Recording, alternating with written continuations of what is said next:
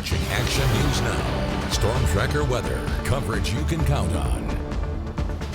Now we're looking live over Butte County. A mild day considering it's July before we start to heat up. Yeah, it was nice spending a little bit of time outside this morning, Jason, but I maybe get that out of my system over the next couple of days. Is going to be a different story, right? Yeah, you're going to want to get out there earlier, and you're probably not going to be out there as long going forward because we definitely have a lot more heat going forward. Today, slightly below average. Tomorrow, we're going to be a little bit closer to where we should be, and then we're going to be a lot hotter than that through the rest of the 7-day forecast. Today's high in Redding of 97, 2 degrees shy of where we should be. 92 degrees in Corning and Oroville, 94 hot degrees, but still below average in Red Bluff, and it was 90 degrees at the Chico Airport.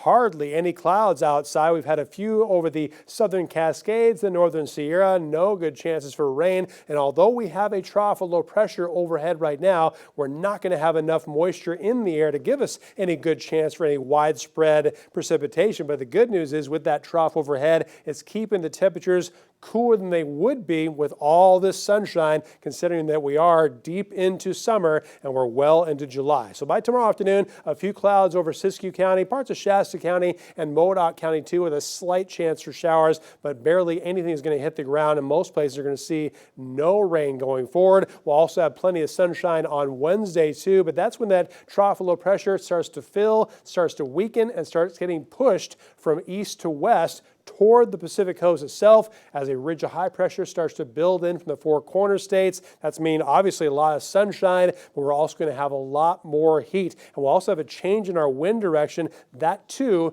is going to start heating us up, especially by Saturday, Sunday, and Monday. We'll have a few clouds in the sky, but little to no rain in our forecast. And you can see that in the short-term future cast for our wind. Not much wind at all for us, but at least it's coming out of a generally south to north direction. So that is going to give more of a delta breeze influence. That downsloping, when it goes from north to south, that is when it really starts to heat things up, and that's what we're going to have later on in the week, but we're just not quite there yet. We already have widespread excessive heat watches issued for most of Northern California, but they don't go into effect until late Friday morning, lasting until Monday evening, with temperatures easily in the upper 90s through about 113 degrees in the valley. Expect between 108 and 112 as we move into Saturday and Sunday. So it's going to be pretty hot for most of us. So keeping that in mind, if you want to get some yard work done or anything fun outside, do it as early as you can earlier in the week by Friday. You're not going to want to be outside if you don't have to be, and we're going to have even more heat